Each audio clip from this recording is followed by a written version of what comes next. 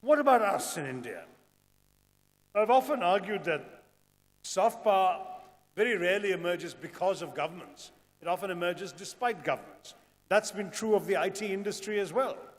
You folks succeeded partially because you got ahead of the curve before the government of the day had figured out a way of regulating you. And then fortunately they realized that you were actually a huge asset to the country. In the process, we can celebrate the synthesis between the creative energies of talented individuals and the social capital of the nation.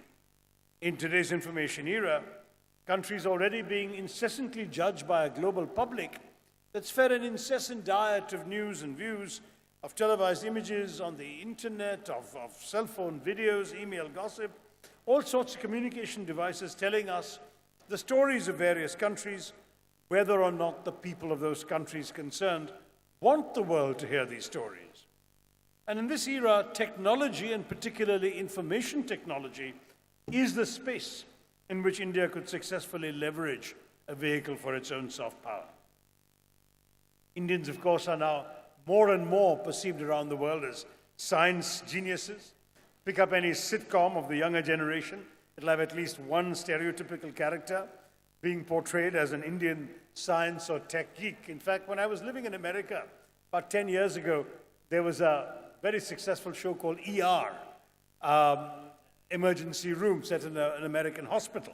But when it first came out, the first couple of episodes, people liked it, but the critics panned one thing. They said, it's completely unbelievable who's ever seen an American emergency room without an Indian doctor. And so they actually had to write a part for an Indian doctor, played by a British Indian actress now, and then the show went on to become a long-lasting success. Similarly, today, you can't really describe the technology world in America without a part for an Indian actor. And we're seeing this more and more in American popular culture, which has produced unexpected openings for young Indian American actors as well. Today, we all know that Americans in Silicon Valley speak of the Indian Institutes of Technology, the IITs, with the same reverence that they used to accord to MIT. And the result is that the Indianness of engineers and software developers is taken as synonymous with mathematical and scientific excellence. And the result is, therefore, that India as a whole gains in terms of respect and influence. Now, sometimes this has unintended consequences. I love telling the story of my good friend from my college who, like me, had done a humanities honors degree, history, I think it was, and he was in Amsterdam, Schiphol Airport one day, and found himself accosted by an anxiously perspiring European saying, you're Indian, can you help me fix my laptop? Can you tell me why my laptop isn't working? I mean, the assumption always is that the old stereotype of Indians, when I first went abroad to study, was of snake charmers and fakirs lying on beds of nails. Now the stereotype is that every Indian must be a software guru or a computer geek. Now, the continuous creation of knowledge, its effective dissemination, and its adaptation and adoption for driving economic growth will be the key drivers in our efforts to use technology as a vehicle for India's soft power. I'm happy to learn from Minister Patil that the government of Karnataka already has a vision to take Bangalore from its current position as an IT hub to the next level of becoming a hub for global innovation and R&D. This is entirely doable. Your city already employs almost 50% of India's research and development talent and houses nearly 400 R&D institutions. So it should logically be at the forefront of our efforts to transform India into a global hub for R&D and the seeding of new technology. While working towards creating a knowledge economy, we need to first create a knowledge society. The increasing importance of knowledge creates both a challenge and an opportunity for our country. Technical education remains a significant tool in our efforts towards greater economic growth. While we celebrate the IITs, which have almost single-handedly created a distinctive brand India in technical education, driving our global legacy to unreal heights, to utilize the abundant talent in the field of technical education and meet the growing demand, we've gone beyond the IITs. We've established 5 new ISAs, Indian Institutes of Science Education Research, 8 new IITs, 16 new central universities, 10 new NITs, National Institutes of Technology, 6 new R&D biotechnology institutions, and we're aiming to produce another 20 triple ITs, Indian Institutes of Information Technology. So all of this, with a new flagship scheme for higher education, the Rashtriya Uchchata Shiksha Abhiyan, to support the state governments in their efforts, all this will help us consolidate our past efforts and provide new momentum to the absolutely vital sector of science and technological education in our country. Now, educated professionals, especially technically trained Indians, have long been India's greatest export.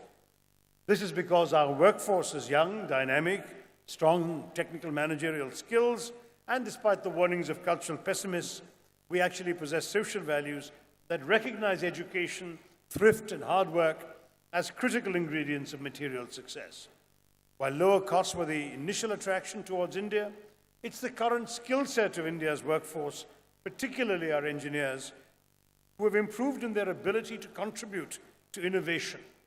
That's what's inspired multinational corporations to find their way here. That's why companies like GE and Philips and IBM have more researchers here in India than they do in their parent countries. Talent is abundant here in India, and we are frankly amongst the top 3 scientific manpower-producing nations in the world. Our people adapt better to foreign surroundings, assimilate easily into cultures which are not our own, at the same time have deep respect for the customs and traditions of other faiths, and are educated in English, which opens far more doors than our counterparts whose education is in other languages.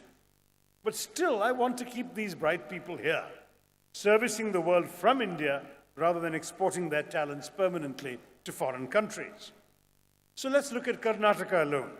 According to the Karnataka ICT Group, KIG study, 2020, they say that by 2020, it will become the largest collection of talent in a single location on the planet.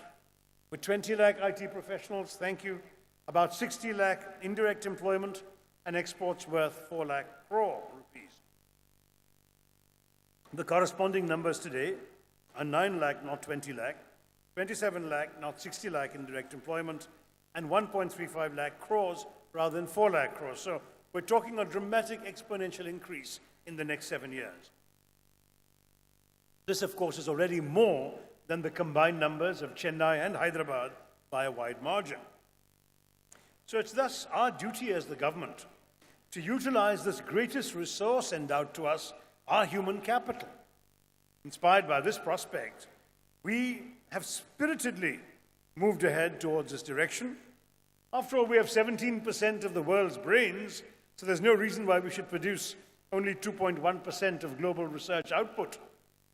Our Prime Minister, Dr. Manmohan Singh, has already declared the ongoing decade, 2010 to 2020, as the decade of innovation, set up a National Innovation Council at the start of it, and we've created a roadmap to harness our capabilities in diverse fields like health, education, agriculture, urban and rural development, energy, water, climate change, and so on. Now, with a remarkably young population in India, the government is committed to acting as a catalyst in its efforts to break barriers and seize new opportunities, to push for innovation in ways where we can make the best of the human capital and natural resources which we've been endowed with. Apart from innovation, the Cabinet passed the National Information Technology Policy this year that aims to increase the revenues of IT and ITES industry from $100 billion today to $300 billion by 2020 and expand exports from the current $69 billion to $200 billion by 2020. But to turn this into reality, we need to make the Indian environment conducive for investment of capital from abroad. Now, while all of this is important to ensure that technology is leveraged as a tool for our soft power, it's crucial to increase the level of interaction between the industry and academia, be it increasing opportunities for students to work on live projects, increasing the number of summer internships, conducting training sessions, for example, for students, collaborating with universities to leverage the available research facilities, maybe going to a university and saying, look, if you will have a bunch of students research this and this, we will finance it. We have no problem with companies doing that. We need to see you doing much more of that. tap into the resources of the universities. Many of the companies in this room have already started doing similar things, and it's also crucial to drive this to the level of other towns, tier 2 towns and rural areas. Now, if you go and Google the expression frugal innovation, your first 20 hits will all be in India. So we've become the world's past masters at frugal innovation, doing things, stripping them of their expensive accoutrements, doing it simply, cheaply, affordably, fast, often created by necessity, and trying to solve our local problems that way. There's some great examples: Dr. Devi Shetty's cost-cutting cardiac treatment, the Jaipur foot prosthetic for people who've lost their limbs, low-cost effective technology in medical treatments, the world's cheapest insulin, the world's cheapest TB vaccine. All of these are coming from us. Government laboratories crowdsourcing discoveries of cheaper drugs, the cheapest mobile phone calls in the world, the use of palliative drugs used in my home state of Kerala for use for people who really have no hope and where good healthcare services are not available. So many examples. I mean, we can go on: the cheapest water purifier, the Tata Nano. I mean, all of this is really frugal innovation.